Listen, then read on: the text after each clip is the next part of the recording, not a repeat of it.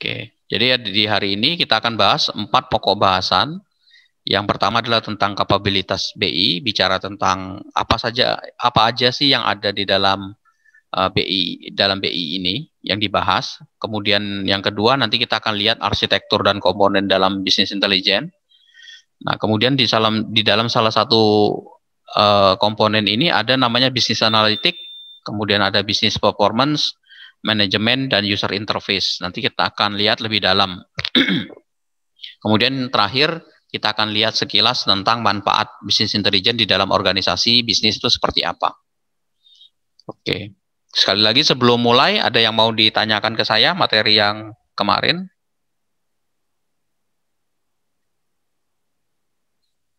Oke. Nah, yang pertama adalah tentang kapabilitas ya.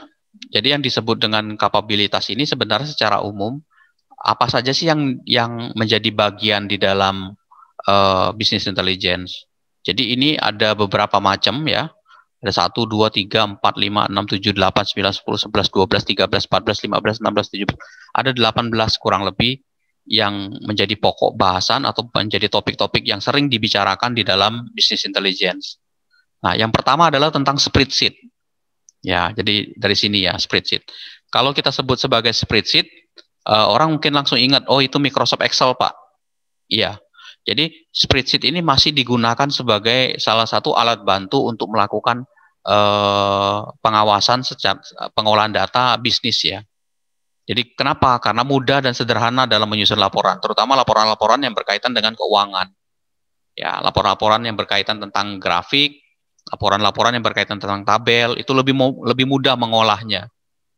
Ya, kemudian kita bisa juga gunakan statistik dasar di spreadsheet itu, misalkan dijumlahkan rata-rata, nilai tertinggi, nilai terendah, ya itu terus dirubah menjadi grafik, itu lebih mudah menggunakan spreadsheet. Nah, kemampuan dasar di dalam penggunaan spreadsheet ini harus menjadi sebuah hal yang harus kita pelajari, ya.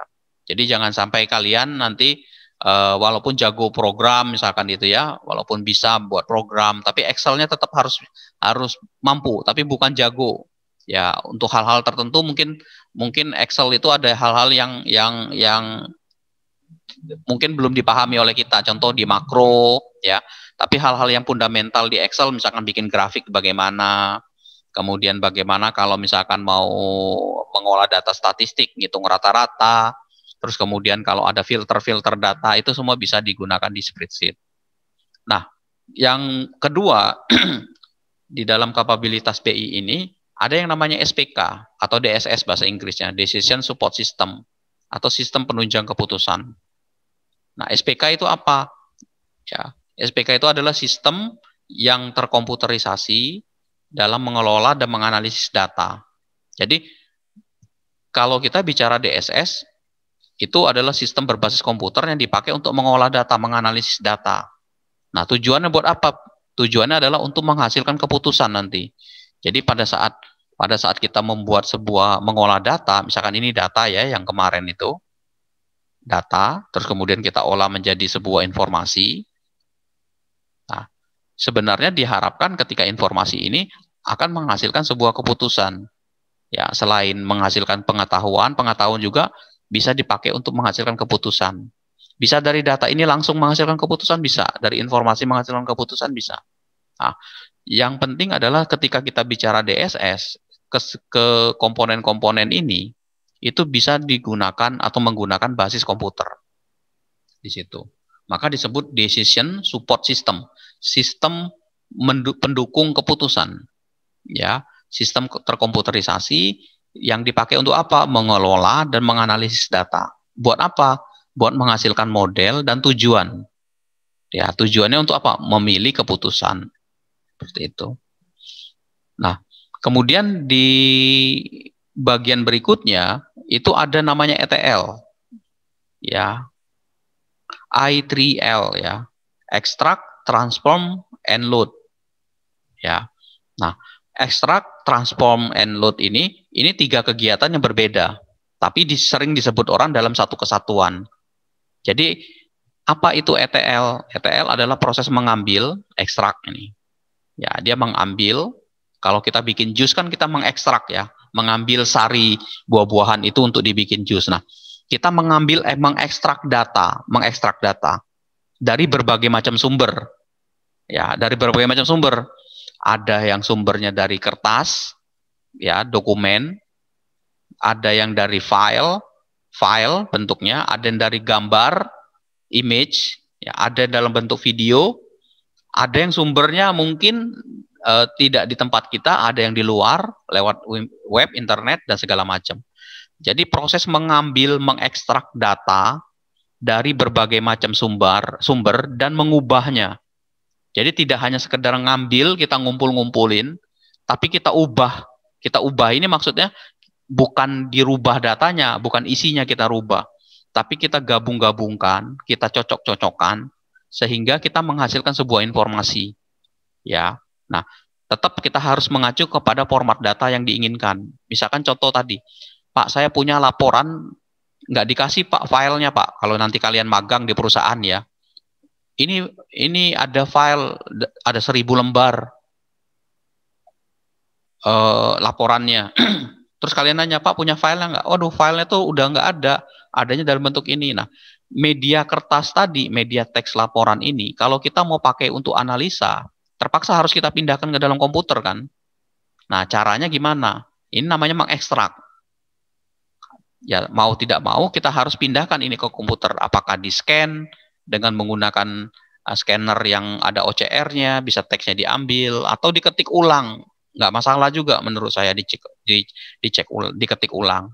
Nah, dokumen teks yang kita ketik tadi, ketika kita pindahkan ke komputer, ya kita mengubah, ya merubah data, bukan isinya kita rubah, bukan dari nilai 7 kita jadikan 10, atau dari tidak ada 0 kita jadikan 7, bukan. Tapi kita rubah dari media yang berbeda-beda itu menjadi satu tempat sesuai dengan formatnya. Ya, ada yang tidak seragam, ada yang dari Excel, ada yang dari internet, kita seragamkan ketika kita masuk. Nah, itu mengubah namanya, mengubah format data sesuai yang dibutuhkan.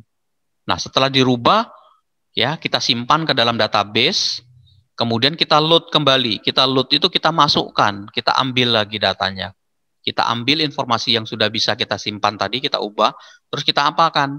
Kita masukkan ke dalam sebuah tempat namanya data warehouse. Nah, ini lanjutannya. Jadi, setelah kita lakukan ETL, extract, transform, and load, kita masukkan ke dalam data warehouse. Data warehouse apa lagi, Pak?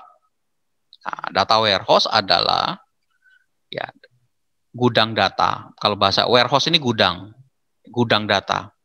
Tempat utama yang dipakai untuk menyimpan semua data perusahaan. Nah, sekarang kalau saya bilang gudang, ya, kalau saya bilang gudang secara fisik nih, di sebuah tempat ya gudang, atau di rumah kita ada gudang nggak ada, isinya apa? Gudang di rumah kita isinya adalah barang-barang yang nggak pernah kita pakai kan, udah simpan aja dulu deh di gudang. Artinya apa? Gudang itu persepsi kita adalah sebagai tempat untuk menyimpan segala macam barang yang bisa jadi tidak berguna ataupun berguna, disimpan di tempat di gudang itu. Sama seperti fisik di rumah ya, gudang itu seperti itu. Apalagi kalau kita bilang itu di komputer.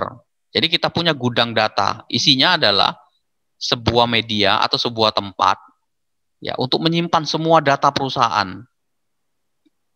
Ya, data penjualan disimpan, data pembelian disimpan, data barang disimpan, data konsumen disimpan semua. Ya. Nah, kenapa Pak di dalam data warehouse ini, di dalam data ini ada istilahnya warehouse gudang?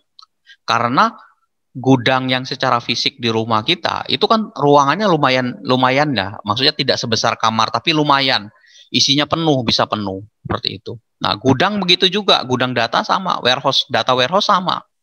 Ya, artinya nanti data itu akan bisa banyak, bisa ditumpuk terus datanya disimpan di situ terus-terusan. Seluruh data simpan situ, bisa sebagai backup, dijadikan backup oleh sebagian orang, bisa juga dipakai sebagai penyimpanan data-data transaksi, bisa juga seperti itu. Nanti ketika data itu sudah disimpan di dalam warehouse ini, dalam data warehouse ini, data itu bisa diambil langsung oleh BI, dipakai. Ya, bisa dipakai oleh bisnis intelijen ini. Nah, apa yang dilakukan Pak oleh bisnis intelijen? Yang dilakukan adalah dia menganalisa data-data yang sudah ada.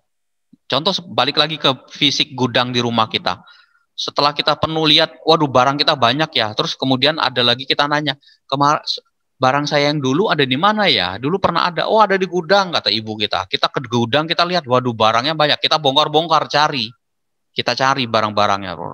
Nah, kalau kita nyimpen barang di gudang yang di rumah itu tidak rapi, tidak kita kasih tanda, kita akan bongkar itu semua barang, kita bongkar, kita cari. Tapi kalau terstruktur kita simpan, oh ini baju waktu saya masih kecil, kita kasih masukin dalam apa tuh namanya kotak, kita kasih nama baju waktu TK. Oh ini permainan waktu SD, ini sepeda, ini barang-barangnya. Nah, kalau kita tandain itu pada saat kita mengambil barang, itu kita langsung tahu, oh ya bajunya waktu ini, truk kita kasih, kita ambil, kita sudah memberikan tanda.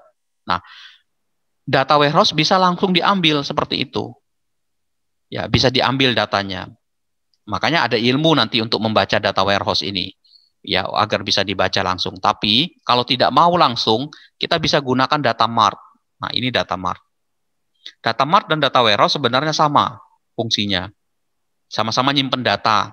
Nah, tapi bedanya adalah data mart ini adalah bagian kecil dari data warehouse.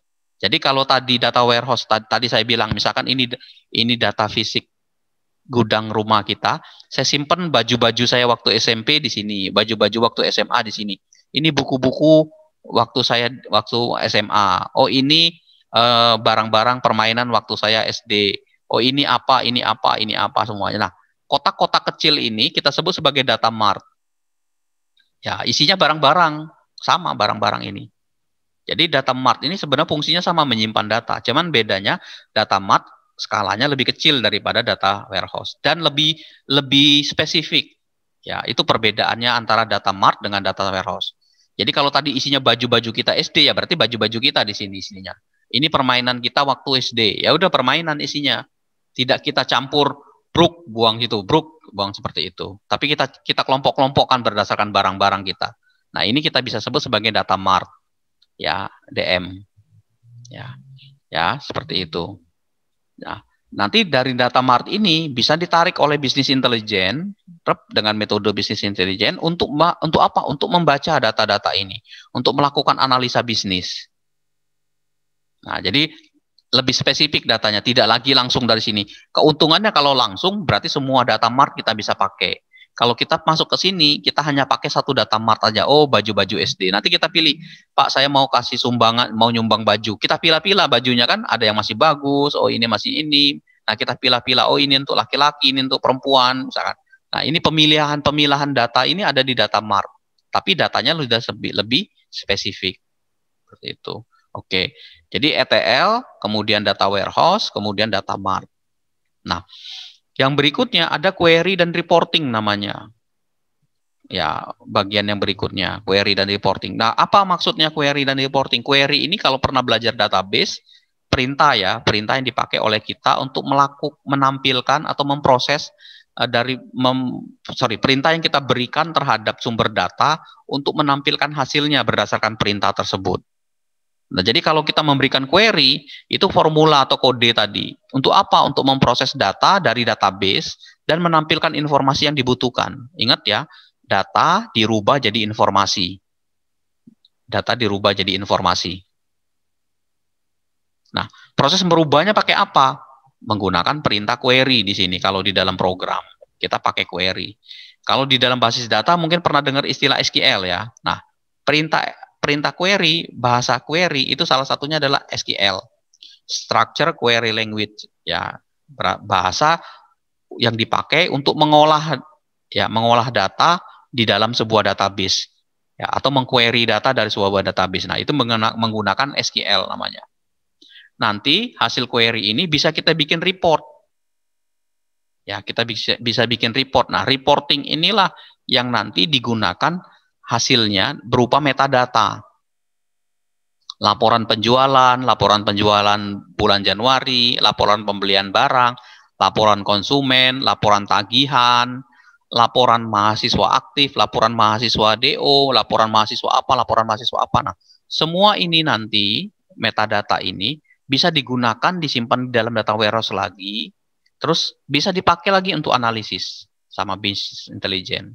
Jadi sumber-sumber data warehouse ini bisa dari proses ETL, bisa dari query database, ya, bisa dari metadata. Nah, semua itu nanti akan disimpan di dalam data warehouse, hasilnya bisa langsung di query, atau kalau mau lebih spesifik, diambil dari data mart. Seperti itu.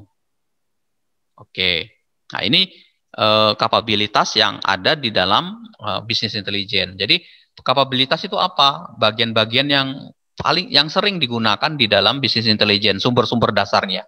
Jadi bisa langsung dari Excel dipakai di sini. Bisa dari DSS langsung ke sini, atau bisa dari proses ETL, bisa dari proses query, ya, atau bisa dari proses metadata yang diperoleh dari querying, ya, baru kemudian disimpan di data warehouse. Data warehouse bisa disimpan lagi, dipecah lagi menjadi bagian-bagian kecil, kemudian digunakan oleh kita untuk melakukan analisis dan selanjutnya seperti apa.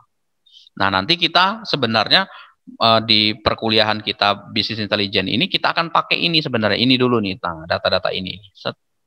Dari sini nih, nah pohonnya ini. Ya, jadi kelompok ini yang akan kita pakai sebelum UTS itu kita akan bahas ini prosesnya.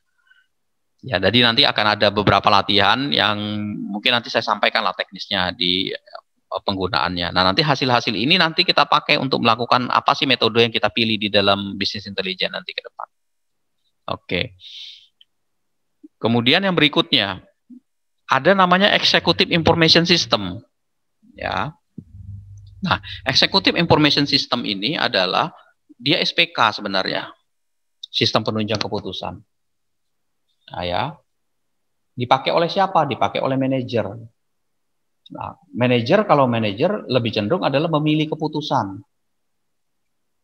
Ya, nah, kalau kita bicara manajer, mungkin datanya tidak perlu semua orang perlu lihat. Ya, jadi kalau kalian ginilah, kalau kita lihat ya dari jenjang yang paling gampang saya gambarkan seperti kita kemarin piramida ini. Di sini staff, di sini ada kepala-kepala, di sini direkturnya ada di atas, manajer ada di atas. Nah, kalau kita staff, kita nggak perlu tahu, misalkan gini, misalkan berapa sih keuntungan kita sih hari ini, berapa sih pendapatan kita hari ini, kita rugi berapa. Yang penting staff ini adalah melayani konsumen, terus tidak ada keluhan dari konsumen, cepat teratasi, sudah selesai. Terus bikin laporannya diserahin ke pimpinan yang di atas dia. Nah, kalau bagian atas, manajer, ya, dia menganalisis hasil-hasil yang udah di atas. Jadi dia nggak perlu tahu, misalkan contoh gini, konsumen ini, bapak ini beli nggak ya? Kenapa barang ini nggak laku hari ini? Bukan. Yang dianalisis oleh manajer adalah dia ngelihat grafik hasil penjualan itu dari hari ini, hari besok, dan seterusnya grafiknya gimana naik. Dia perlu tahu barang mana yang paling banyak. Waduh, grafiknya ini naik nih, berarti barang kita laku nih dijual. Ya, kalaupun ada konsumen yang komplain terhadap kita, nah, tindakan yang dilakukan oleh manajer bukan nanyain siapa orangnya, bukan. Tapi yang dilakukan apa yang dia komplain. Oh, dia komplain misalkan layanan terhadap staf kita kurang bagus. Nah, apa yang tindakan yang dilakukan? Apakah salah konsumennya juga? Apakah salah stafnya juga?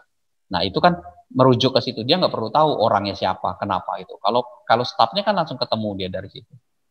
Nah, maka informasi yang ditampilkan, ya, itu bisa mudah dipahami oleh manajer, oleh pengguna, dalam hal ini manajer. Jadi executive information ini biasanya isinya rangkuman-rangkuman. Ya, rangkuman apa seperti itu. Ya, informasi-informasi. Maka ketika kita membuat informasi yang berkaitan tentang executive information system, isinya adalah laporan-laporan. Ya, jadi nanti kalau misalkan kalian ngambil project, bisa aja kalian bikin informasi, bisa bikin sistem executive information system, ya, aktivitas himasi misalkan itu. Untuk ketua himasi atau untuk kaprodi. Nah, kaprodi nggak perlu tahu, misalkan contoh kaprodi nggak perlu tahu, misalkan si A itu anggota himasi apa bukan. Yang perlu tahu oleh kaprodi adalah, oh, kegiatan bulanan dari himasi itu ada apa, berapa banyak mahasiswa yang aktif di dalam himasi. Dia nggak perlu tahu kenapa ini sedikit banget mahasiswa semester 2-nya nggak ikut menjadi anggota himasi, nggak aktif. Itu perlu tahu dia kenapa penyebabnya nggak aktif. Ya, Terus kemudian kegiatannya nanti ke depan seperti apa? Rutin nggak kegiatan itu? Ada nggak kegiatan yang di luar? Berapa statistiknya kegiatannya? Berapa banyak pengaruh kegiatan ini terhadap program studi? Nah, itu executive information system. Jadi kalau ditarik di dalam sebuah program studi, bisa jadi manajernya itu adalah kaprodinya di atas. Nah, di bawahnya ada dosen, baru ada mahasiswa. Ya, terus ada unit-unit penunjangnya BAK dan keuangan segala macam. Mahasiswa di bawah misalkan di aktivitas. Ya, dosen kan perlu tahu misalkan kalian ngajar, saya sebagai dosen kelasnya saya nggak perlu lapor si A itu Bu di kelasnya saya tuh ini nggak perlu saya laporin itu, saya laporinnya ke prodi. Kelas saya tuh Bu dari 17 orang yang di absen kok yang hadir cuma 15 orang. Nah, udah hadir terus nggak Pak? 15 orang tuh ganti-ganti apa orangnya tetap Bu, orangnya itu aja yang nggak pernah masuk. Nah, nggak perlu tahu kaprodi siapa si A, si B, C-nya. Dia perlu tahu oh ternyata ada 3 orang yang dari pertemuan pertama sampai terakhir itu nggak pernah hadir. Oh berarti apakah statusnya ini nanti cuti, keluar atau apa? Nah ini kan perlu digali oleh kaprodi. Nanti menugaskan kepada bagian keuangan, bagian BAK untuk memverifikasi seperti itu. Terus dicek ke dosen lain, apakah 3 anak ini hanya tidak masuk di kelasnya saya, di kelas yang lain sama enggak? Kan bisa jadi seperti itu. Di kelasnya Pak Marsani aja nggak pernah masuk, di kelas yang lain masuk misalkan. Nah itu kan menjadi bahan kajian bagi kaprodi untuk bisa menganalisa. Nah itu ada di Executive Information System.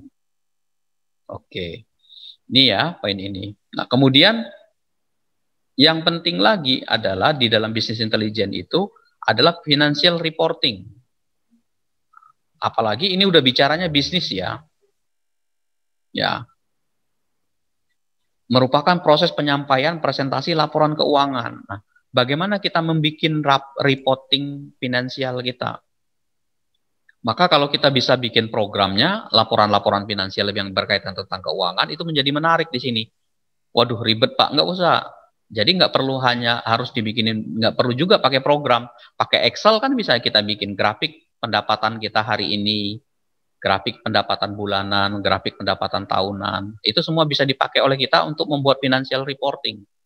Terus bisa hitung BEP sederhana. Setelah jalan 3 bulan, kita lihat perusahaan kita ini seperti apa pendapatannya. Ya, ada orang bilang gini, kalau kalian buka usaha, ini dari dulu ya, tapi saya nggak tahu nih benar apa enggaknya teorinya. Ada yang bilang gini, kalau kalian buka usaha pertama kali, coba cek di bulan keempat dan seterusnya. Jadi 3 bulan pertama itu adalah masa untuk mengecek seperti apa perusahaan kita ke depan. Jadi kalau selama 3 bulan pertama jumlah konsumen kita menurun, tidak banyak, berarti biasanya bulan keempat kita tutup tuh, seperti itu. Waduh, usaha kita nggak laku. Tapi kalau makin menaik usaha kita, di 3 bulan pertama, maka di bulan keempat kita harus mulai mengembangkan, membuat diversifikasi namanya ya, pengembangan usaha lebih lanjut. Nah biasanya alat ukur orang di bisnis itu biasanya ya, saya nggak paham juga, bilangnya ada di 3 bulan pertama, coba Pak dilihat Pak, seperti itu. Nah ya, salah satunya adalah dengan financial reporting ini untuk melihatnya, dilihat dari segi pendapatan kita seperti apa. Oke, ini financial reporting. Kemudian selanjutnya, di kapabilitas BI ini ada yang namanya OLAP, Online Analytical Processing. Nah, kita menganalisis data dengan sudut pandang yang berbeda. Nanti ada sesi sendiri ini. Jadi melihat data itu tidak lagi dalam satu sudut pandang, tapi bisa dari sudut pandang yang lain. Contoh misalkan gini, ya contoh, misalkan ada yang ngajuin beasiswa misalkan gitu. Terus katakanlah kata bagian penjurian, oh si ini kayaknya sih nggak usah diterima Pak. Ya kenapa? Karena ini. Nah ada bagian yang lain ini layak Pak diterima. Kenapa?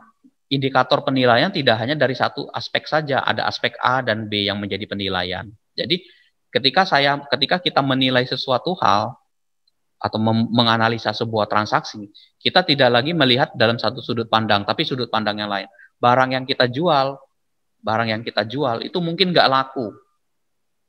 Ya, mungkin tidak laku. Untuk sebagian orang. Tapi untuk sebagian yang lain, barang ini paling laris. Nah, itu kan harus ada analisa. Artinya kalau kita menjual barang ini janganlah ke orang-orang yang ini. Salah jual kita. Kita harus menjualnya ke kelompok ini. Sama seperti marketing rumah ya, rumah-rumah baru. Coba kalian lihat kalau yang tinggal di perumahan baru.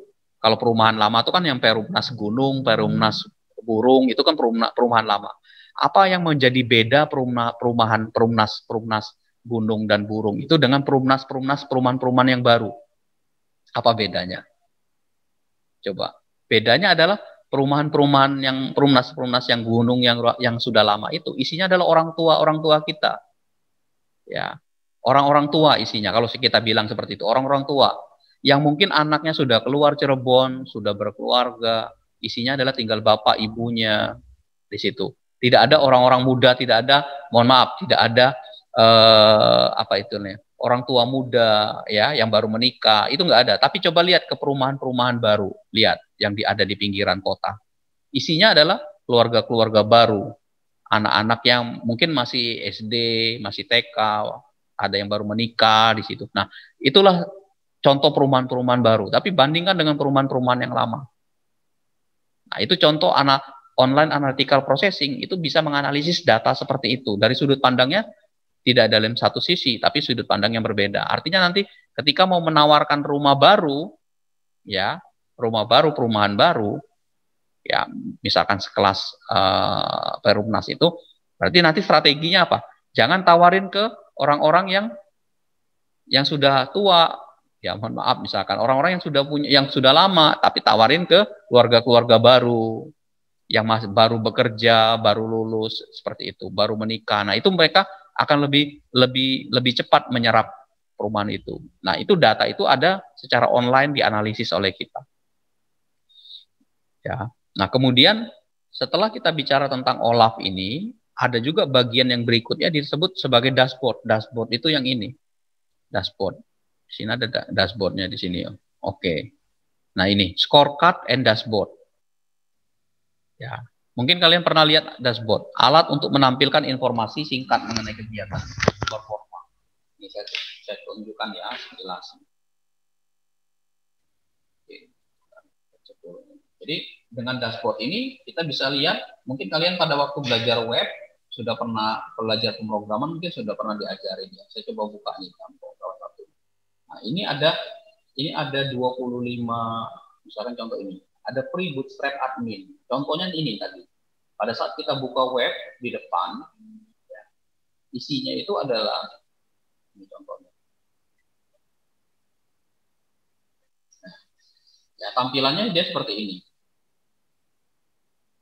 Nah, ini yang saya sebut sebagai bootstrap, yang saya sebut sebagai dashboard. Ini dashboardnya ini informasinya. Di sini kelihatan kapasitas yang terpakai itu adalah 45/50. Artinya tinggal 1 giga lagi kita. Pendapatan kita $34,245. Terus jumlah follower di Twitter kita ada 245 orang. Grafiknya pertumbuhan sehari seperti ini grafik pertumbuhan kita. Kemudian kita lihat ini ada email yang masuk seperti ini. Terus complete task yang kita kerjakan ini. Nah, ini yang kita sebut sebagai dashboard. Ya, nah, dashboard ini penting bagi kita, ya, bagi perusahaan untuk apa? Untuk membacanya secara cepat. Jadi dengan dashboard ini menampilkan informasi singkat, performa. Nah, ingat ya, performa kata-katanya. Jadi kalau setelah data transaksi, kalau online ini kan data transaksi. Nah, data transaksi itu kita tarik, ya, terus kita visualisasikan dalam bentuk grafik. Nah, inilah kita buat sistemnya dalam bentuk dashboard. Nanti di depan kelihatan hasil-hasil data itu. Oh, berarti jumlah mahasiswa SI sekarang ada 150 misalkan. 150 itu kebagi tingkat 1 sekian, tingkat 2 sekian, tingkat 4 sekian. Nah, dari 150 ada 4 orang yang cuti. Ini. Nah, itu informasinya bisa ditarik oleh kita di situ. Nah, kemudian ada juga selain dashboard yang biasa, ada juga scarecode dashboard. Hampir sama dia. Tapi isinya adalah angka-angka. Ya, digital, dalam bentuk digital seperti informasi angka. Jadi real time dia jalan berganti. Di saham ya, naik turun seperti itu.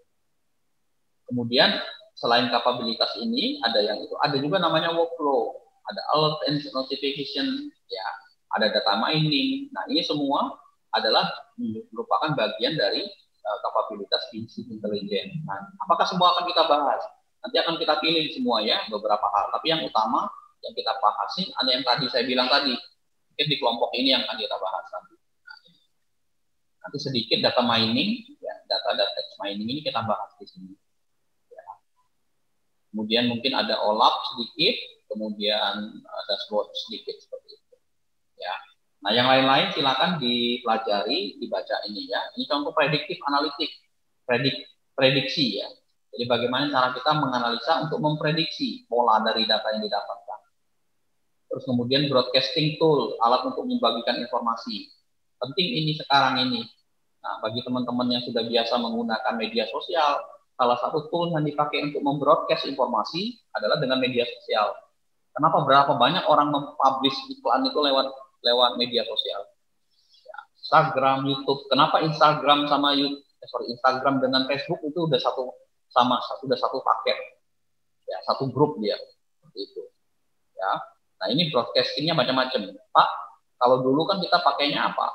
Pakai email, ya, pakai koran, televisi. Sekarang orang-orang udah berganti, sudah menggunakan medsos dan media-media digital lainnya.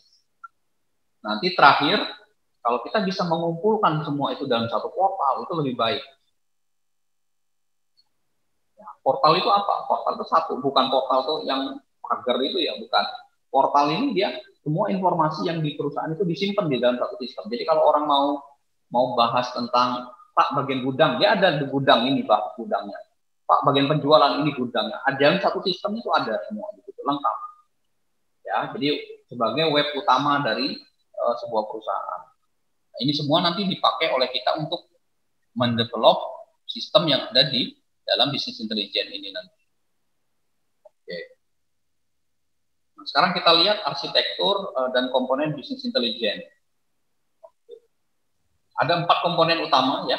Ada yang tadi saya bilang data warehouse, ada bisnis analitik, kemudian ada performance, ada user interface. Ini yang utama sebenarnya, yang paling utama.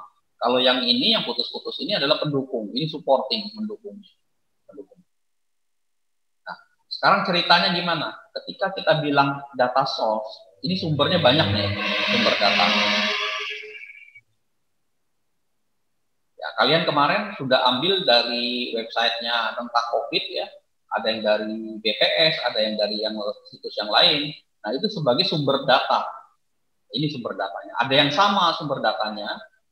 Ya, ada yang sama ngambil filenya. Saya lihat ada juga yang ngirimnya sama filenya, tapi beda pembahasannya. Itu data source-nya macam-macam. Pak, saya nanti ngambilnya dari media koran digital, boleh, silakan. Data source yang udah ada tadi itu akan diambil oleh kita untuk masuk ke dalam data warehouse tadi. Apa yang dilakukan? Ya, ini sebagai sumber data menyimpannya tadi data warehouse ini. Maka di posisi technical staff ini, ya ada orang-orang yang sifatnya teknis, dia akan membangun data warehouse, disimpan di dalam sebuah data. Yang dilakukan oleh orang ini di dalam data warehouse ngapain? Dia mengorganisasi filenya, dia merangkum filenya, dia membuat standarisasi filenya. Jadi biar semua ini tidak asal simpen. Jadi contohnya tadi saya bilang gudang tadi ya. Ini macam-macam nih, ada barang dari orang tua kita, barang adik kita, barang kita sendiri. Kalau tidak diatur dengan baik dan benar, itu kan asal blok aja kan simpan begitu. Maka bagian technical staff siapa nih yang menjadi bagian technical staff? Dia mulai mengorganisasi. Lama pisan tuh. Oh.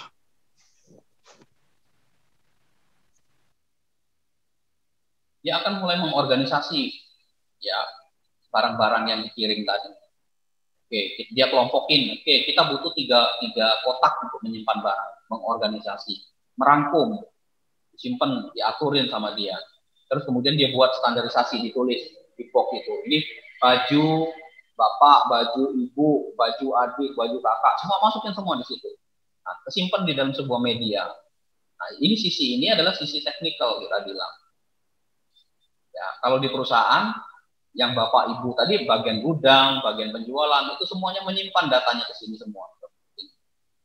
Nanti yang berikutnya ada namanya business environment, business analytical. Ya, nah, business analitik ya, yang dilakukan apa? Namanya ada business user. Dilakukan adalah dia mengakses data warehouse yang tadi. Dia lakukan manipulasi, dia lakukan result. Ya, manipulasi itu dia melakukan melihat sudut pandang data, menganalisis data dari data warehouse yang ada ini. Dia ambil data dari gudang, dia ambil data dari penjualan, ditemukan datanya itu dia ketemulah kesimpulan apa yang bisa diambil. Nanti dilakukan manipulasi dalam bentuk pembuatan grafik, laporan, hasilnya di apa seperti apa. Hasil dari bisnis analitik ini akan melihat strateginya akan kelihatan, performanya, manajer yang melakukannya, eksekutif yang melakukannya. Maka ketemu bisnis performance management. Nah, dia melakukan monitoring. Ya. Nah, apa yang dilakukan? Dia melihat, oh ternyata barang yang dijual oleh perusahaan ini cenderung tidak laku. Barang A ini stoknya banyak di gudang, tapi tidak pernah laku. Tidak banyak yang beli barang-barang ini. Dia lihat grafiknya, iya tuh, lihat barang yang stoknya ada 1000, ternyata yang beli nggak ada sama sekali, yang belinya tuh turun gitu ya, makin sedikit. Nah, akhirnya karena dia tahu performa barang itu di gudang banyak, sedangkan pembelinya sedikit, keluarlah strategi gimana caranya untuk melakukan strategi penjualan, agar barang ini tetap juga di gudang tidak terus bertambah-tambah dan laku juga ditawarkan. Strateginya seperti apa.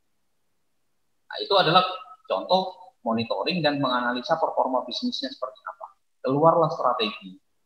Nah, semua ini ya baik dari sisi bisnis analisis maupun dari bisnis manager ini, performance ini lebih baik dibikin dalam sebuah interface.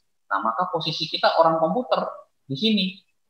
Buatlah sistemnya, sistem untuk bisa mengakses ini, sistem untuk bisa membuat ini. Jadi kalau kalian tanya, Pak, kita orang SI di mana? Ya di sini kita. SI bisa juga lari ke sini. Ya dia tidak mesti harus mampu membuat program. Ya, tapi dia bisa membaca, mengakses data ini, bisa membuat analisis ini. Ya, jadi anak-anak SI bisa ngambil ini, mengakses data warehouse, bisa membuat rangkuman performa dan strategi yang harus dilakukan. Akhirnya nanti dia ketemu orang lagi di sini, SI lagi, bikin interface lagi. Ya, ada orang-orang dari kalian sekelas ini mungkin berapa lah sekarang, 18 orang. Ada yang jago di analitis, ada yang jago bikin strategi-strategi, ada yang bisa jago bikin programmingnya. Ya, bikin programnya jago dia interface-nya seperti apa. Ya, jadi 3-4 komponen ini di dalam bisnis sistem BI ini, inilah yang akan kita bahas nanti. Jadi nanti kita akan mulai dari data warehouse dulu, terus nanti kemudian kita akan menganalisis. Nah, kemarin kalian tugas yang pertama itu baru bicara tentang data source ini, sumber. Ya, baru bicara sumber. Nah, nanti kita ke depan akan bahas ini, selanjutnya ini. Nah, nanti interface-nya kalau ada waktu kita singgung, karena ini berkaitan dengan program dan segala macam.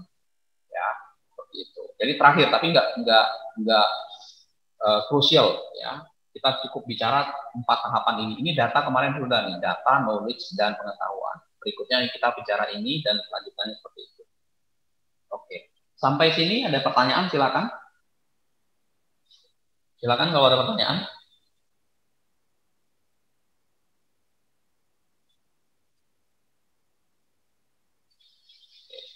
Belum ada? Oke, saya lanjut ya.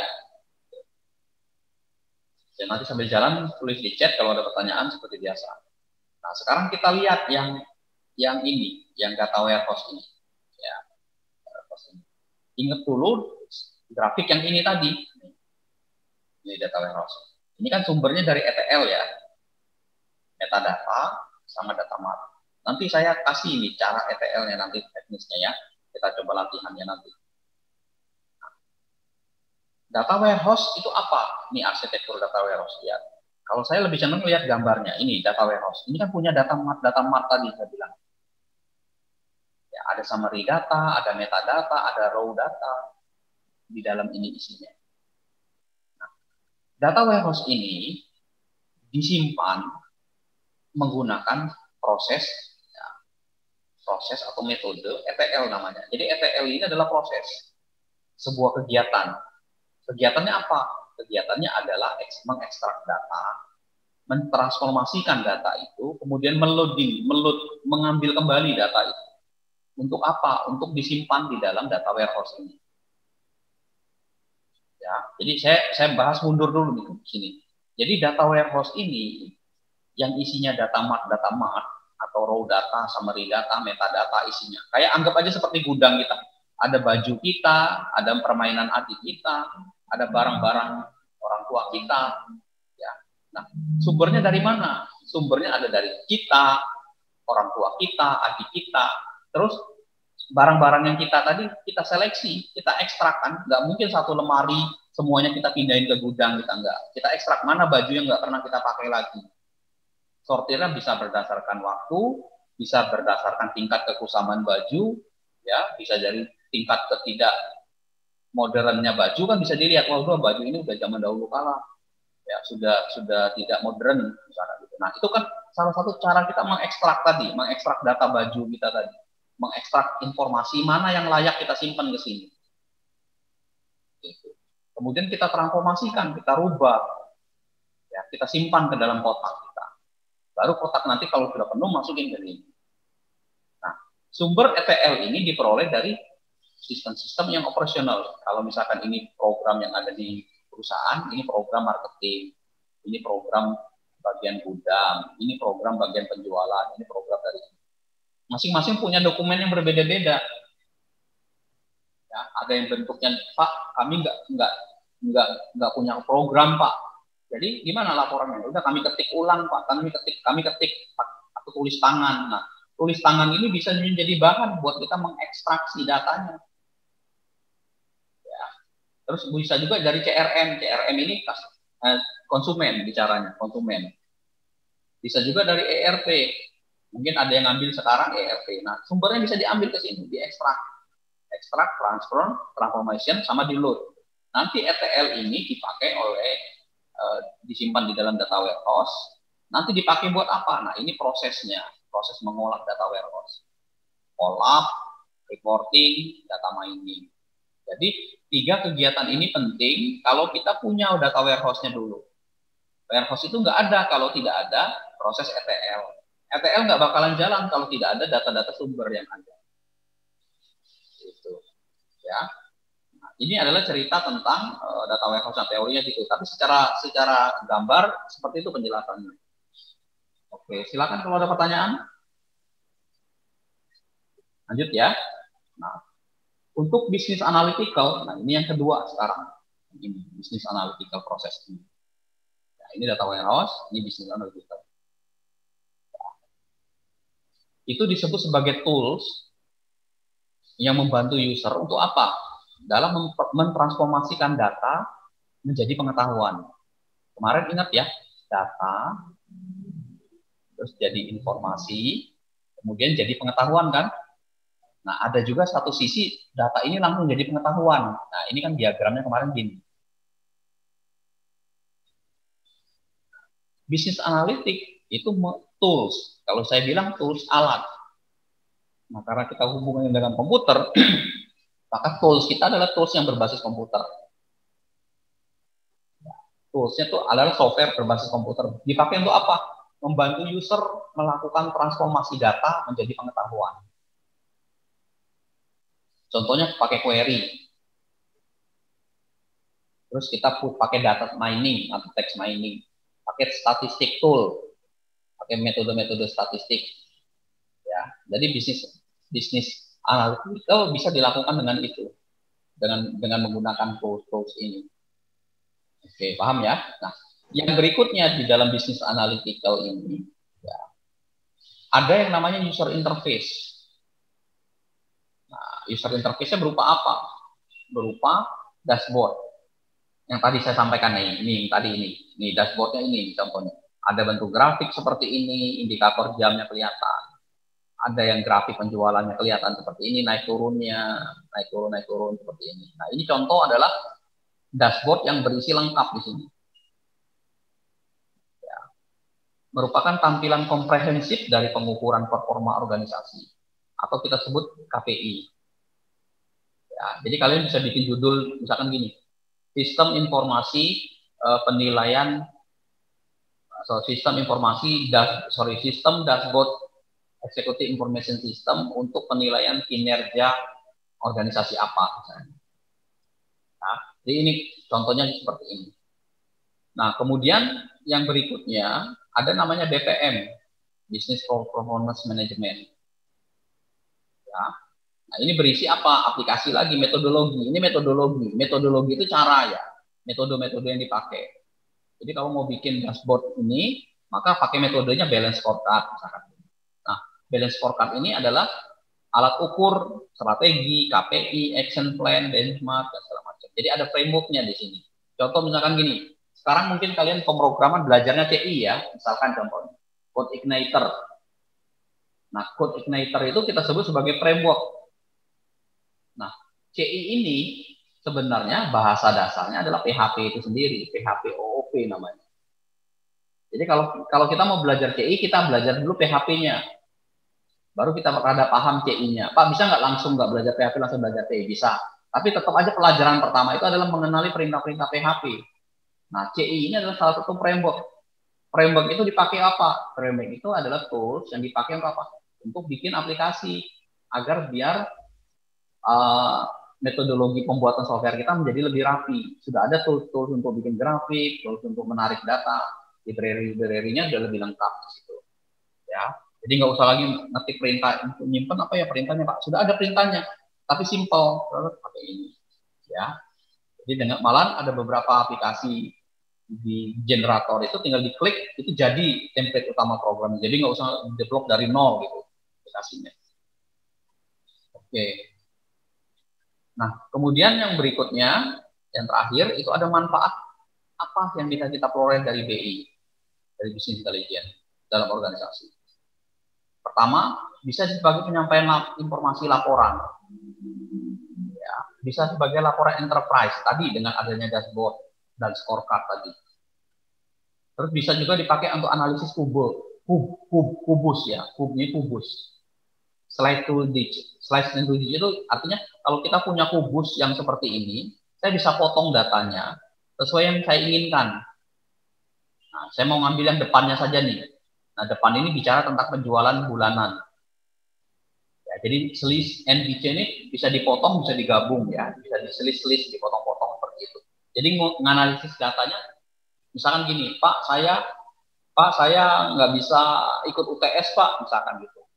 Nah, kalau misalkan itu, apa penyebabnya nggak bisa UTS? Masalah uang? Bukan masalah uang, Pak. Masalah apa? Masalah ini. Nah, ketemu masalahnya, penyebabnya itu. Itu artinya anak ini, mahasiswa ini tidak ikut ujian bukan karena masalah uang, tapi ada masalah lain. Sakitkah? Kerjakah? Atau ada kegiatan lain kah yang dia tidak bisa? Atau karena misalkan nggak pernah masuk kuliah, akhirnya nggak boleh ikut UTS. Nah, analisis kubus ini melihat ya bisa dipotong, oh ternyata kamu masalahnya bukan karena ini, tapi masalahnya ini. Sekarang saya tanya, mata kuliah saya aja atau mata kuliah bapak aja? Nah, kan berarti bukan semua mata kuliah dipotong. Dari tadi asumsi kita banyak mata kuliah, ternyata cuma satu mata kuliah klub dipotong. Nah, solusinya lebih pendek daripada melibatkan mata kuliah yang lain. Ya. Bisa juga dipakai untuk apa? Untuk ad hoc query data. Nah, yang penting adalah statistik dan data mining. Ini yang paling bagusnya ada di sini nanti. Oke. Sampai sini ada pertanyaan? Nah, yang perlu kalian pahami adalah bedakan antara data-data yang sifatnya transaksional dan data-data yang dipakai untuk analisis. Ya, jadi bedakan data-data yang dipakai untuk transaksional dan yang dipakai untuk analisis. Ya. Contoh misalkan data transaksional itu gini, pada saat kita mau menarik uang di ATM, ya, nah, pencatatan transaksi uang atau pencatatan transaksi penjualan pada sebuah website e-commerce, misalkan saya belanja online nih ya, setiap saya terjadi transaksi penarikan uang atau pembelanjaan di e-commerce, maka langsung data saya itu terupdate ke database, tersimpan. Artinya apa? data yang tersimpan itu langsung dilakukan secara online transaction processing. Jadi secara OLTP namanya. Jadi ongoing business. Jadi langsung terjadi. Misalkan gini. Misalkan kita mau transfer, kita klik nomor tujuan, berapa jumlah uang, kita klik. Apakah Anda yakin mau transfer uang ini? Kan ada konfirmasi gitu. Kita klik ya. Ketika kita bilang yes, maka otomatis saldo kita akan terkurangi jumlahnya sebesar yang kita transfer. Uang yang kita transfer masuk ke dalam saldo orang yang kita transfer. Terus muncul informasi. Nah, itu transaksinya secara online. Ya. Nah, aplikasi-aplikasi ERM, CRM, SCM itu dipakai menyimpan data-data yang sifatnya OLTP. Ya. CRM adalah aplikasi-aplikasi yang berkaitan dengan konsumen. SCM aplikasi-aplikasi yang berkaitan dengan supplier, supply chain.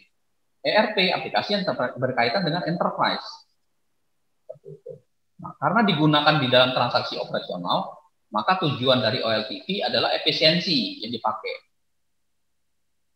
Ya, yang dipakai adalah efisiensi. Kenapa? Jadi pada saat kita transaksi biar cepat. Nah, yang cepat yang dibutuhkan. Pada saat kita beli barang di e-commerce, kita lihat yang nggak ribet belinya, karena ada diskon, ada yang cepat yang kita ingin, efisiensinya yang kita butuhkan, efisiensi yang tinggi. Itu kita bicara pada proses transaksional. Contoh kalian kuliah nih, mata kuliah BI nih hari ini. Kalau kita bicara proses transaksional adalah kalian login atau kalian masuk ke Zoom kuliah, mendengarkan, melihat materi yang sudah di-share, kemudian kalau ada pertanyaan-pertanyaan, nah semua pertanyaan, semua proses itu tersimpan, terrecord di dalam ICIC tadi, aktivitasnya. Terbukti dari absensi, ada yang diskusi, ada yang ngumpulin tugas, semua tercatat semua di dalam ICIC.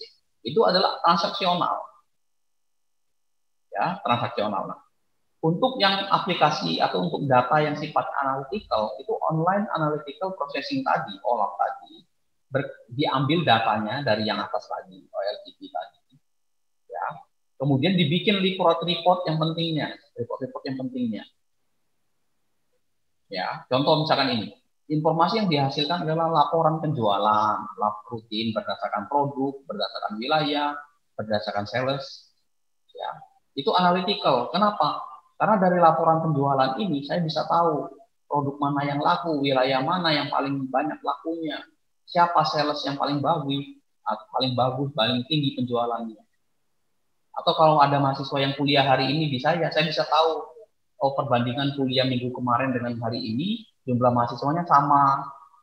Ya, kemudian yang mengumpulkan tugas minggu kemarin dengan minggu sekarang ternyata misalkan baru 3 orang, misalkan 4 orang, itu kelihatan semua. Itu adalah analytical. Kenapa? Sebabnya apa tidak bisa atau tidak belum ngerti atau nanti ngumpulnya. Nah, semuanya itu bisa menjadi bahan analytical.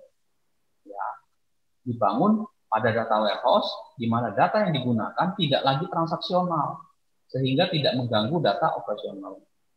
Tujuan utama dari adalah analytical ini, ya, online analytical processing ini adalah efektivitas. Awas, hati-hati. Di sini efisiensi, di sini efektivitas. Baru kemudian efisiensi. Ya, intinya apa efektivitas? Efektivitas itu berkaitan dengan informasi apa yang pas untuk ini. Jadi efektivitas, misalkan gini, berapa banyak orang yang hadir hari ini, terus kalian sodorkan datanya, yang disodorkan kepada saya adalah data nama-nama orang yang hadir. Bukan, saya nggak butuh itu. Yang saya butuhkan adalah berapa jumlah orang yang hadir. 7 Pak, 15 Pak. Nah, itu bicara efektivitas. Lebih cepat dia menyampaikan. Daripada disodorkan nama-nama mahasiswa. Sebentar Pak ya, saya hitung dulu. Nah, itu kelamaan. Itu transaksional namanya. Ya, seperti itu. Jadi ketika berapa yang hadir? 15 Pak. Oke. Kenapa nggak hadir? Ini Pak. Itu yang kita bilang sebagai tidak lagi transaksional, tapi sudah bicara analisis. Itu, analytical. Oke, sampai sini. Ada pertanyaan? Nah, terakhir teknik yang dipakai di dalam BI ini. Ya, jadi kalau kita mau bicara tentang data manajemen, ya, kita bisa bicara tentang toolsnya database, ETL system, data warehouse. Nanti kita akan mulai bicara tentang data manajemen ini. Ya, di pertemuan berikutnya. Nanti ada prakteknya ya, nanti saya coba buat. Kemudian terakhir adalah reporting statusnya pakai apa? Nah, ini reportingnya. Reporting berarti bicara tentang laporan, pembuatan laporannya. Apakah online, apakah executive information system. Terus cara memvisualisasinya gimana? Apakah lewat dashboard, apakah pakai peta? Ya, ada juga kan informasi peta ya. Misalkan di peta Pulau Sumatera, di sini ada warna-warna titik. Contoh peta COVID, lihat sebaran COVID. Ya. Nah, itu kan ada warna-warna, ada warna merah, ada kabupaten yang menyatakan mana zona merah, zona biru, zona kuning, itu semua ada di situ. Visualisasi itu namanya. Ya, dengan GIS. Terus strategi dan performance-nya dengan dua tadi, mau pakai blend scorecard atau mau pakai BPM. Nah, terakhir adalah untuk analisis, bisnis analytical, bisa pakai data mining atau web mining atau text mining. Nah, kita akan bahas ini bagian-bagian di dalam business intelligence. Ya, dari data yang diolah, kemudian menghasilkan sebuah informasi, informasi diharapkan menjadi sebuah pengetahuan. Nah, masing-masing ini ada proses. Ada ETL di sini ada ETL lagi, ya. Terus kita mau pakai apa nih kategori tools-nya? Kalau data kita rubah menjadi informasi, maka kita bicara data manajemen. Kalau kita informasi menjadi data dan informasi kita ubah, kita mau butuh laporan, kita dapat reporting statusnya. Visualisasi informasi ini bisa dengan menggunakan GIS atau dashboard. Ya, baru analytical-nya hasilnya apa nih informasi ini kita analisis. Pakai metode data mining kah atau web mining atau apa. Oke, sampai sini ya. Terima kasih. Ada pertanyaan? Silakan kalau ada pertanyaan.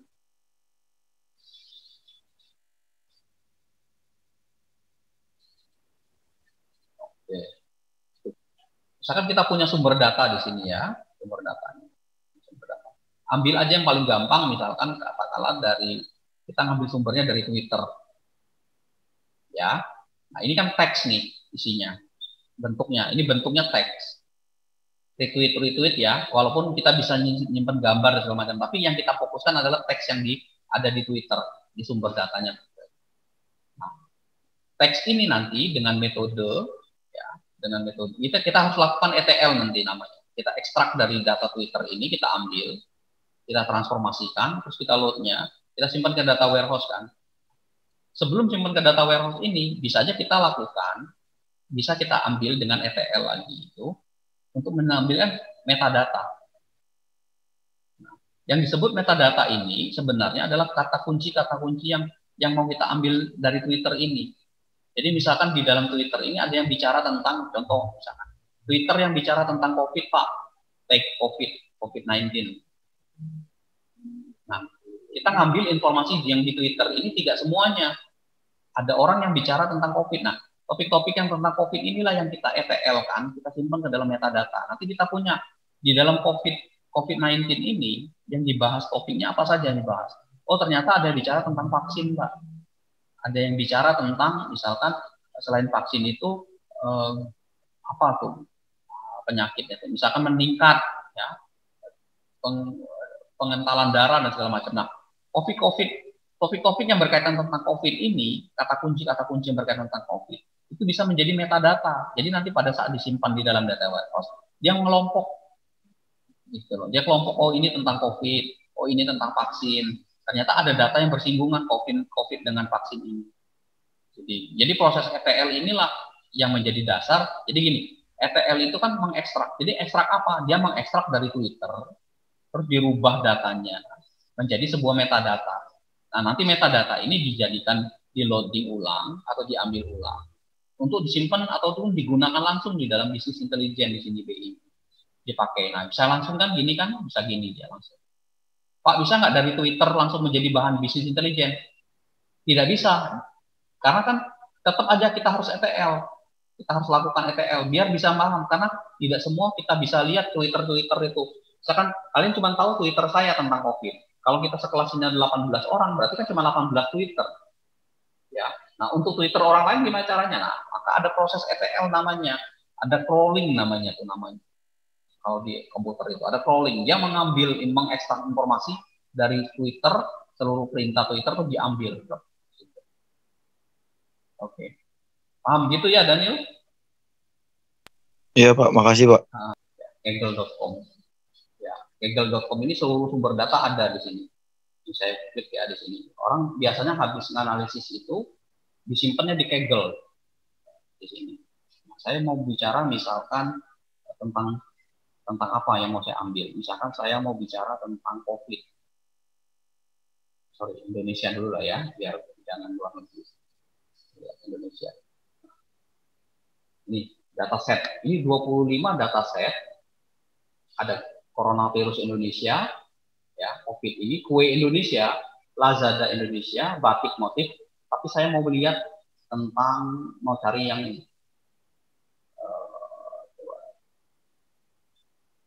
Oke. Mau cari data-data tentang puisi Indonesia, pantun Indonesia, ya, pergerakan saham Indonesia. Nah, ini Indonesian Plate Number, ya, nomor polisi Indonesia. Saya klik di sini, ya. Terus kemudian di sini ada data filenya, ya. Kita bisa download kalau mau di download di sini. Oke, kita lihat di sini, saya lihat di sini. Nah, lihat ini gambarnya. Tuh. Ini nomor polisnya nih. Saya download aja ya biar kelihatan ya. Jadi kerjaan orang ini adalah harus login ya. Nggak usah login bisa nggak ya? Jadi, nah ini aja jangan lupa deh, nggak usah login. Jadi data-data nomor polisi ini adalah data nomor polisi. Tuh, saya buka satu. Tuh, sekian sekian. Nggak tahu nih kalau ada nomor kendaraan kalian kecatat di sini tuh. Ya, tuh. Ini Cirebon ini, tuh nomor polis Cirebon ini. Tuh, dibuka umum, ya, ditampilkan umum. Jadi kalau kita, misalkan kalian magang ke Samsat, ya, kan ada nomor polis kan. Nah, nomor polis yang ini dipoto, nah, ini dijadikan dasar untuk analisis. Ini yang kita sebut sebagai sumbernya. Pak, sumbernya dari mana? Dari website Kaggle ini. Nah, pada saat foto-foto ini, nah kok dapat Pak nomor plat ini? Inilah proses ETL-nya itu, dia ekstraksi, transform, sama loading. Nah, ada yang belum nih, belum dipotong sama dia di sini. Nah, maka kita potong di sini, kita ambil, kita simpan. Ada yang sudah rapi kayak tadi nih, ada yang dari motor. Tuh, ada yang kayak gini kendaraannya. Ya. Nah, ada yang kayak gini nih, nggak tahu nih di sekolah mana yang kayak gini nih parkir motornya. Ya. Itu kita bisa lihat di situ. Jadi datanya banyak di sini, ada macam-macam. Oh, ya. Ini salah satunya. Kalau kalian misalkan mau ngambil data tentang yang lain di Indonesia, ya, contoh lainnya tadi Indonesia nih. Kita bicara tentang kue Indonesia nih. Ya, kita lihat datanya di sini. Kue dadar gulung, kue klepon, kue lapis, kita buat nih kue lapis. Kita lihat ini gambarnya tuh.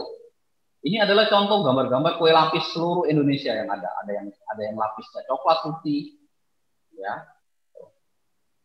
Ya. Ada yang lagi yang keduanya yang model seperti ini, ya. Oke. Ada yang ini modelnya. Oh, ini daftar-daftar lapis nih kue-kue semua nih. Tuh, nggak susah-susah kan nyarinya kan? Tuh, data-datanya. Ini adalah proses orang-orang yang setelah dia melakukan analisis disimpan di dalam Kaggle ini. Tujuannya apa? Biar orang nanti pada saat mencari data-data tentang kue, dia nggak usah susah-susah lagi. Udah ada ini. Tuh, udah dikelompokin lagi malahan kue lapis, kue lumpur. Saya juga belum tahu kue lumpur tuh kayak gimana modelnya. Oh, ternyata modelnya gini. Tuh, ya. Oh, model-modelnya. Ya, jadi tidak hanya data-data yang serius yang dibahas di dalam Kaggle ini, tapi data-data yang memang berguna bagi kita itu ada semua di sini. Yang serius apa Pak contohnya? Ya data tentang COVID itu kan serius di situ bicaranya. Jadi kalau pertanyaannya tadi Dani bilang Pak Data source. Ya data source-nya mana? Data source ini, data source kan sumber data. Sumber datanya diambil dari mana? Kita ambil dari Kaggle. Modelnya apa Pak? Modelnya ada yang bicara pakai ini gambar. Sebentar, kalau yang pakai teks ada nggak ya? Sebentar saya lihat. Waktu itu saya ngajar anak PI ada nih, ntar saya cari di Indonesia. Oke, ada kita lihat yang, nah ini Lazada Indonesian Review, ya, hasil review orang terhadap, nah ini CSV, artinya dalam bentuk Excel ya formatnya. Kita lihat aja isinya. Bisa dibuka nggak satu ya? Nah ini komentarnya nih. Kalau misalkan nih, saya besarkan, saya zoom, saya pluskan dulu. Contohnya, nah, ada orang yang beli harddisk eksternal. Ya. Komentarnya apa di sini? Ini URL komentarnya ini. Tuh, komentarnya ini linknya. Ya. Tuh, nih. Beli harddisk nih. Brandnya ini. Ya. Ini dalam bentuk teks. Tadi dalam bentuk gambar. Ada komentarnya kalau nggak salah saya. Bisa dilihat di sini. Oke. Oh, kalau yang Tokopedia ada nih. Total review 6. Ya, average rata-rata 2. Harga sekian. 155.000. Nah, data ini dibuka dibuka oleh Lazadanya, di open, sengaja di open. Tuh, orang bisa menganalisis tuh di harddisk eksternal. Ya. Nah, ini datanya dalam bentuk apa? Dalam bentuk file Excel. Tuh. Nama orang yang belinya tuh kelihatan tuh, Kamal. Ya. Terus kemudian Deden, Yana, Nur Farida, Fajar, Agung, semua ada. Nah. Tuh. Barang bagus sesuai spek. Pesan Rabu sore, Minggu sore sampai. Barang sesuai dengan spek. Bima, baru 10 bulan layarnya udah bergaris. Mau tanya, ini cicilnya pakai apa? Isi bukan, apakah TV? Sudah ada anti gores. Semua komentar ini open semua, terbuka. Ya, semua komentar ini terbuka. Nah, tujuan kita nanti, pada saat kita mengetahui data ini, saya tanya kepada kalian, dari setiap komentar yang ada di sini, berapa banyak komentar yang positif bagi Lazada, mana yang negatif? Nggak tahu kan, harus dibaca satu-satu kan. Bagus ini, Pak, positif Pak. Oke, mantap, bagus nih, bagus semua nih. Yang jelek ada nggak nih? Yang jelek, kualitas oke. Nah, nih, bagaimana TV LED saya merek SAP 24 hitam ini sekarang mati total, baru 2 bulan kemana saya? Pengiriman super lama, tapi datang juga sih. Nah, ini kan masuk komentarnya agak negatif ini. Tuh, dua ini. Bagaimana cara mengelompokkan review positif, review negatif? Itu pakai metode. Nah, ini kan dipakai oleh bisnis intelijen nantinya. Ternyata ketahuan produk ini, toko mana yang positifnya lebih banyak, positifnya negatifnya lebih banyak, kelihatan. Apakah dikasih band sama Lazadanya, apakah dikasih review jelek, dikurangi jatahnya, dan segala macam. Itu kan bisa jadi kebijakan dari tokonya. Gitu ya. Nah, kalau yang tadi bicara tentang metadata, itu metadata itu pengelompokan ininya sebenarnya. Kan metadata itu kan bicara tentang data-data utamanya. Jenis-jenis apa yang mau kita lihat. Ini kan bisa dilihat dari sini. Ini kan beli harddisk semua nih. Jadi komentar tentang beli harddisk. Metadatanya. Bisa juga diambil dari sini nih. Kategori, berdasarkan kategori itu. Beli harddisk, beli laptop, beli smart TV, beli flash drive, beli televisi digital. Jadi file yang komentar review ini hanya untuk 5 barang ini saja. Metadatanya ini kelompok utamanya. Gitu. Tipe datanya adalah berbentuk file CSV. Kalau tadi berbentuk image, gambar. Ada nggak berbentuk video? Ada. Silakan dicari. Jadi kalau mau cari Indonesia tinggal diketik aja di kaggle.com Indonesia. Ini banyak di sini. Biasanya kalau saya mau bikin grafik itu latihan pakai ini biasanya. Dari sini tuh. Ini tinggal dicari di sini. Indonesian food. Tuh, yang suka masak resepnya ada di sini kok. Tuh. Tuh. Ya, unik ya. Satu ayam woku Manado, 1 ekor ayam kampung potong 12. 2 buah jeruk nipis, ayam goreng tulang lunak ini. Ya. Tuh, ini data set telur. Literatur tuh bisa telur balado ya, tentang orang aring, telur buncis ya. Itu bisa dicari di sini. Data setnya banyak sekali di sini. Saya share dulu. Nah, misalkan kalian ngambilnya literatur terbaru ini tentang pemanfaatan. Misalkan kalian buka dari, nah, ini kan Google ya. Misalkan pemanfaatan bisnis intelijen. Oke.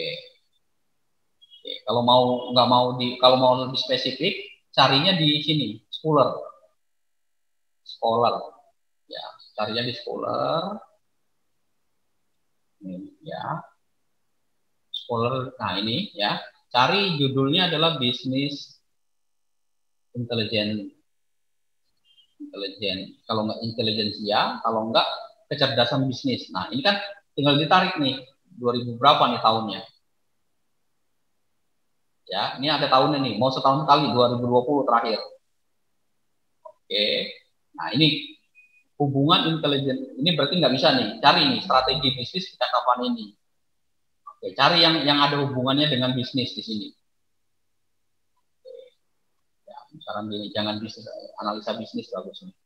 Analisa bisnis. Nah, ya, cari yang nih, ya. Bisnis apa nih bagus intelijen. Cara bagus kata-katanya bisnis intelijen.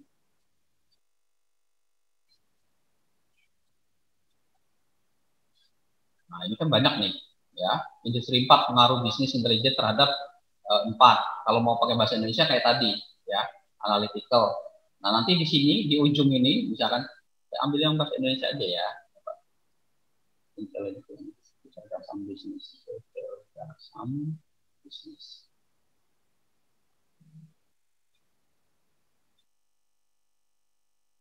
Kayak sini. Banyaknya rata-rata bahasa Inggris ya. Bisnis intelijen. Jangan salah pilih karena intelijensia prosesnya bukan ini, ya, bukan kepintaran ya. Pengaruh strategi bisnis kecakapan diri terhadap praktek manajemen laba. Ini bisa nih pengaruh strategi.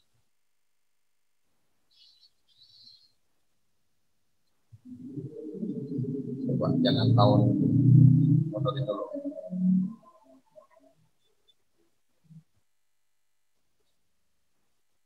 Jadi jangan nyari yang intelijensia prestasi karena ini intelijensia itu larinya kan kalau intelijensia dalam itu kan kepintaran, jangan itu. Cari yang berkaitan tentang bisnis.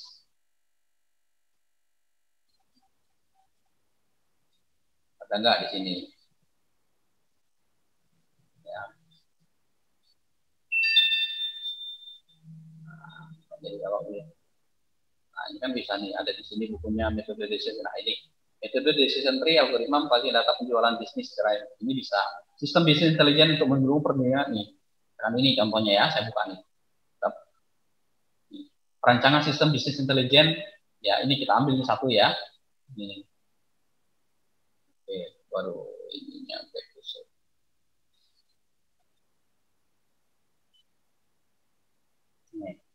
Ini form. Baru saya lupa enggak nih.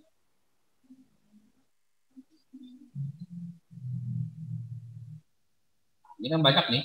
Tuh, bisa dibuka nih. Jadi kalau kebuka, misalkan misalnya perguruan tinggi yang kompetitif, lihat yang full text-nya diambil. Misalkan saya ambil nih. Ini literaturnya, ini saya contohin ya. Nah, ini kan yang pertanyaan dari soal yang ini tadi, literatur terbaru, pemanfaatan. Nah, jadi pemanfaatannya apa? Contoh ini. Jadi pemanfaatan bisnis intelijen untuk perguruan tinggi. Ya, jadi kalian ambil literaturnya. Oh Pak, saya dapat nih Pak literaturnya ini misalkan. Pemanfaatan bisnis intelijennya buat apa? Dipakai untuk perguruan tinggi. Nah, kalian baca ini, ya dibaca sama kalian nanti di sini. Terus kalian ambil, kalian berikan poin yang kedua tadi. Rangkumannya, kalian rangkum poin-poinnya. Nah, kaitannya BI dengan SPK, ada nggak bisnis intelijen yang dipakai di sini dihasilkannya untuk menghasilkan keputusan apa? Tuh, kan di sini kan kelihatan sebenarnya. Ambil langsung kesimpulannya kelihatan. Kesimpulannya kita lihat ya. Terakhir, tarik ke terakhir. Tuh, ini sebenarnya bagus ini. Tuh, kesimpulannya. Tuh. Ini kan kesimpulannya gini. Untuk mencapai kinerja tinggi perlu kombinasi yang tepat semua sumber daya. Ya.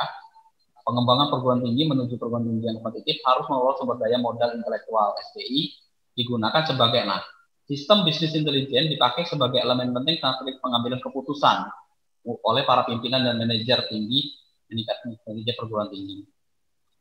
Ya, SDI berbasis teknologi informasi yang perangkat lunak. Nah, perangkat lunaknya apa? Perangkat lunaknya kan di sini dijelasin kan sama dia tuh. Kriteria menilainya ini kriterianya, ada deskripsinya. Gitu. Jadi maksudnya pertanyaan tugas kedua ini, kalian cari literatur, ya, bisa kalau nggak ada dapatnya 1 tahun sekali, mundur juga nggak apa-apa. Tapi tentang pemanfaatan bisnis intelijen di bidang masing beda-beda. Ada yang mungkin bisnis intelijen di kesehatan, ada yang bisnis intelijen di pendidikan, ya. Terus bikin rangkumannya, nah dibaca dari situ. Ada nggak kaitan antara bisnis intelijen itu dengan pengambilan keputusan? Pasti ada keputusannya kok. Pasti ada, cuman bentuknya seperti apa keputusannya, misalkan gitu. Jadi kalau saya bisnis intelijen untuk kinerja perguruan tinggi, keputusannya bahwa untuk menilai perguruan tinggi itu baik apa enggak didasarkan pada nih kriterianya tuh ini, menilai itu kriteria kinerja itu. Oh ternyata Pak, perguruan tinggi itu kinerjanya dinilai atas administrasi, kurikulum, transfer sains, teknologi, penelitian, pembelajaran dan gitu. Nih ini kan bisa dicari nih yang lain-lain nih. Ya, cari dengan topik judulnya tadi ini, kecerdasan bisnis, ya, bisnis intelijen. Tuh, metode ini bisa dicari di sini. Menentukan mahasiswa penerima beasiswa, tuh kan, implementasi bisnis intelijen untuk menentukan mahasiswa penerima beasiswa. Ya, jadi bisnis intelijen dipakai untuk menentukan mahasiswa itu layak nggak menerima beasiswa. Nah, bisa dicari sama kalian tuh, bisnis intelijen, data penerimaan mahasiswa baru, bisa perancangan bisnis intelijen, dicari di sini ya, aplikasi bisnis intelijen, dicari tuh. Tuh, rancang bangun bisnis intelijen pada perpustakaan. Nah, ini penerapannya di perpustakaan. Nah, ini pengembangan bisnis intelijen bagi pengembangan bisnis perusahaan. Ini bisnis intelijen lulusan. Ini pada sistem distribusi. Nah, Pertamina nih. Ya. Ini cuaca. Oh, banyak loh kan. Ini high cut pada sistem atensi. Ya, ini data pasien seperti itu. Oke, Daniel silakan. Pak, nanti ini nih tugasnya dikumpulinnya tuh sekalian sama jurnalnya juga Pak. Apa gimana Pak? Kasih linknya aja. Kalau download linknya aja dimasukin. Linknya aja. Nanti saya download sendiri. Oh berarti. Kalau ya, mau digabung sama paham. kalau mau digabung sama filenya lebih bagus, jadi nggak usah download saya. Tapi kalau misalkan repot, kasih link downloadnya aja, kan linknya bisa diambil ya. Ini misalkan linknya dari ini ngambilnya. Gitu aja ya. Oke Pak. Oke Pak. Gitu, saya Rina.